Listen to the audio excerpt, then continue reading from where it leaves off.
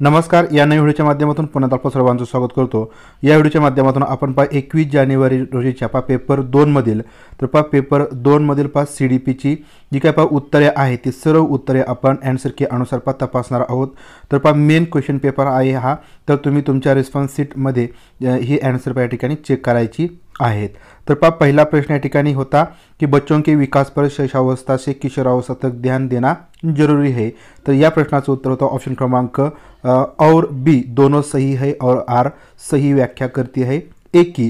तर हे याचं आन्सर आहे. तुम्ही फक्त या ठिकाणी जे आन्सर आहे ते बघा आणि तुमच्या रिस्पॉन्स शीटमध्ये तर हे आन्सर कोणत्याही ऑप्शनला असू द्या तर ते तुम्ही बरोबर दिला असेल तर ते तुमचे बरोबर मार्क्स पकडायचे आहेत.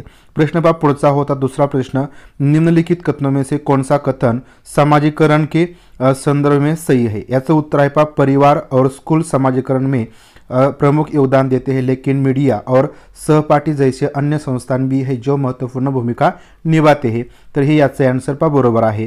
प्रश्न पुढचा, एक प्रगतिशील कक्षा में ऐसा वातावरण बनाने पर बल दिया जाना चाहिए जहां, याचं उत्तर आहे बच्चों की भावनात्मक आवश्यकताओं का ध्यान रखा जाए और वे अपने महत्वपूर्ण समझे. तर हे याचं उत्तर आहे.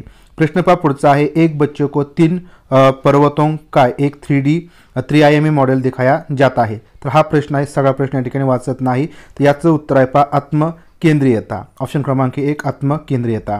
प्रश्न पुढचा आहे, जिन पियाजे ने प्रतिपादित किया कि बच्चों के सोचने की प्रक्रिया वयस्कों, ऑप्शन क्रमांक 2 से गुणात्मक रूप से भिन्न है. तर ही याचं आन्सर बरोबर आहे. प्रश्न पुढचा आहे, बालिका स्वयं से क्या कर सकती है और क्या कुछ सहायता द्वारा पूरा कर सकती है. तर हा प्रश्न आहे. याचं उत्तर समीपस्थ विकास का क्षेत्र, ऑप्शन क्रमांक 2 समीपस्थ विकास का क्षेत्र हे उत्तर बरोबर आहे. प्रश्न पुढचा, पारस्परिक अध्यापन की शिक्षाशास्त्रीय प्रणाली किस पर आधारित है. याचं उत्तर आहे सामाजिक सांस्कृतिक उपागम, ऑप्शन क्रमांक 2 सामाजिक सांस्कृतिक उपागम. प्रश्न पुढचा आहे, हाइंज द्विधा पर रूही अपनी प्रतिक्रिया देते हुए कहती है की. तर हा या ठिकाणी प्रश्न आहे. याचं उत्तर आहे पारंपरिक कानून व्यवस्था अभिनवीकरण. तर हे याचं आन्सर आहे. लक्षात ठेवा पारंपरिक कानूनी व्यवस्था अभिनवीकरण. प्रश्न पुढचा आहे, हावर्ड गार्डनर के बहुपदी सिद्धांत के अनुसार अंतर वैयक्तिक बुद्धि से क्या तात्पर्य है. याचं उत्तर आहे ऑप्शन क्रमांक 2 दूसरों के मनोभाव, स्वभाव, प्रोत्साहन और नियत को पहचानने तथा उचित तरीके से प्रतिक्रिया करने की योग्यता. तर हे याचं आन्सर बरोबर आहे. प्रश्न पुढचा आहे, राष्ट्रीय शिक्षा नीति 2020 बच्चों के मूल्यांकन के लिए डैश और डैश के समावेश को प्रस्तावित करती है. याचं उत्तर आहे समूह कार्य सो आकलन, ऑप्शन क्रमांक 1 समूह कार्य सो आकलन.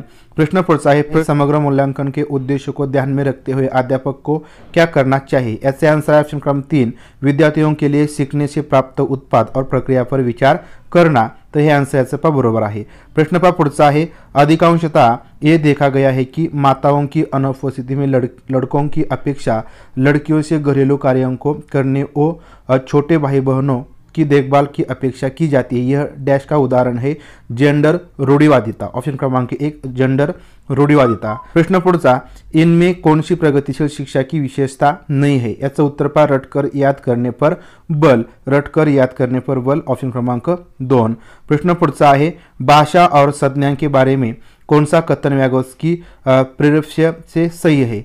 याचं उत्तर आहे उच्च मानसिक क्रियाओं के विकास को भाषा सुसाधित करती है. ऑप्शन क्रमांक ए उच्च मानसिक क्रियाओं के विकास को भाषा सुसाधित करती है. प्रश्न पुढचा आहे, एक शिक्षक ने अपने छात्रों को प्रोत्साहित किया कि वे अपने वयस्कों और समुदाय के सदस्यों से वार्तालाप करके अपनी विरासत के बारे में सीखे. तर याचं उत्तर आहे ऑप्शन क्रमांक 3 1, 2 आणि 3 जे विधानं आहेत त्या ठिकाणी बरोबर आहेत 1, 2 आणि 3 विधाने. प्रश्न पुढचा आहे, अधिगम अक्षमता के संदर्भ में गणितीय अधिगम अक्षमता क्या कहलाता है. याचं उत्तर आहे ऑप्शन क्रमांक 3 गुणज वैकल्य, ऑप्शन क्रमांक 3 गुणज वैकल्य. प्रश्न पुढचा आहे, सलमा 5 वर्षीय लड़की है. वह जब 3 साल की थी तो उसने बिना किसी बाह्य निर्देश के संगीत वाद्य यंत्र गिटार बजाना सीख लिया था. तर याचं उत्तर आहे प्रतिभाशाली, ऑप्शन क्रमांक 3 प्रतिभाशाली. प्रश्न पुढचा आहे, हार्दिक को कम दिखाई देता है, अध्यापक को उसकी इस स्थिति के बारे में नहीं बताया गया है. तर याचं उत्तर आहे ऑप्शन क्रमांक 1 पढ़ने के दौरान आंखें मिचकाना. प्रश्न पुढचा आहे, एक शिक्षिका अपनी कक्षा में दिव्यांग विद्यार्थियों के अधिगम के लिए प्रेरक परिवेश कैसे बन सकती है। तो याचं उत्तर आहे ऑप्शन क्रमांक 4, पाठ्यचर्या में उपयुक्त व यथोचित समायोजन करके। लक्षात घ्या ऑप्शन क्रमांक 4, पाठ्यचर्या में उपयुक्त और यथोचित समायोजन करके। प्रश्न पहा पुढचा आहे, कथन आहे एक, कथन ए, समावेशी शिक्षक प्रतिभाशाली बच्चों को शामिल नहीं करती। कथन आर आहे, समावेशी शिक्षा सिर्फ अपूर्णता के दृष्टिकोण पर कार्य करती है। तो याचं उत्तर है ऑप्शन क्रमांक 4, ए और आर दोनों गलत है। ए और आर दोनों गलत है। प्रश्न पुढचा आहे, निम्नलिखित में से कौन सा एक परासंज्ञानात्मक कौशल को निरूपित करता है। ऐसा आंसर बरोबर आहे पहा, अपनी ही सोच की विधियों के विषय में सोचना। ऑप्शन क्रमांक 3 याचा आंसर बरोबर आहे। प्रश्न क्रमांक पुढचा आहे, एक अध्यापिका किसी एक विषय को पढ़ाने के बाद अभ्यर्थियों को संकल्पनात्मक मानचित्र बनाने के लिए कहती है, एक किसमें सहायक होगा। तर याचा आंसर बरोबर आहे पहा, ऑप्शन क्रमांक विधान 1, 2 आणि 3। ऑप्शन क्रमांक 1 पहा, विधान 1, 2 आणि 3 तर या ठिकाणी बरोबर येणार आहेत। प्रश्न पुढचा है, प्राथमिक कक्षाओं के विद्यार्थी किस प्रकार के वातावरण में सबसे प्रभावी रूप से सीखते हैं। ऐसा आंसर बरोबर आहे पहा, जहाँ विद्यार्थियों की सामाजिक संवेगात्मक आवश्यकताओं की पूर्ति होती है को ध्यान में रखा जाता है। ऑप्शन क्रमांक 4। प्रश्न पुढचा, निम्नलिखित में से कौन सी शैली एक प्रभावशाली विद्यालय में प्रयोग में लाई जानी चाहिए। ऐसे आंसर आहे पहा, सहयोगात्मक अधिगम। ऑप्शन क्रमांक 4, सहयोगात्मक अधिगम। प्रश्न पुढचा पहा, आंतरिक स्वतःस्फूर्ति प्रेरणा का उदाहरण कौन सा है। याचं उत्तर पहा, एक विद्यार्थी इसलिए प्रयोग कर रही है क्योंकि उसे प्रयोग का परिणाम जानने की उत्सुकता है। ऑप्शन क्रमांक 2। प्रश्न पुढचा आहे, कौन सी स्थिति संरचनावादी शिक्षा शास्त्र विधि को दर्शाती है। याचं उत्तर पहा, अध्यापक अपने विद्यार्थियों को समकालीन मुद्दों पर चर्चा और वाद विवाद करने के लिए कहती है। ऑप्शन क्रमांक 4।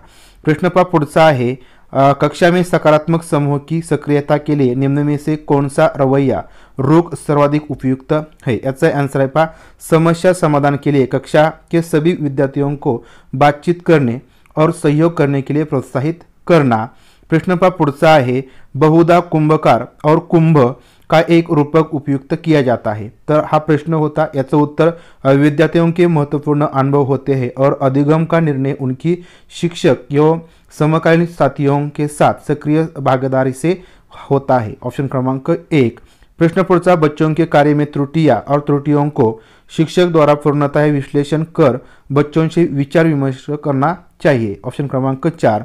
प्रश्न पुढचा, निम्नलिखित में से कौन सी प्रक्रिया माध्यमिक विद्यालय के विद्यार्थियों से समालोचनात्मक चिंतन का संवर्धन कर सकती है। याचं उत्तर पहा, विद्यार्थियों को किसी भी विषय पर चर्चा करने के लिए कहना और सवाल पूछना। तर अशा प्रकारे या ठिकाणी पहा 30 प्रश्न CDPचे, तर ज्यांचे आन्सर आपण पहा आन्सर की अनुसार पहा चेक केलेले आहे। तुम्ही तुमच्या रिस्पॉन्स शीटमध्ये या ठिकाणी जे आन्सर आहे ते पहा चेक करायची आहेत। तर पहा व्हिडिओ आवडला असेल, माहितीपूर्ण वाटला असेल तर व्हिडिओ लाईक करा, व्हिडिओ शेअर करा आणि अशाच प्रकारचे व्हिडिओज पाहण्यासाठी चॅनल सबस्क्राईब केलं नसेल तर पहा चॅनल सबस्क्राईब करा। भेटूया पुढील व्हिडिओच्या माध्यमातून, तोपर्यंत धन्यवाद।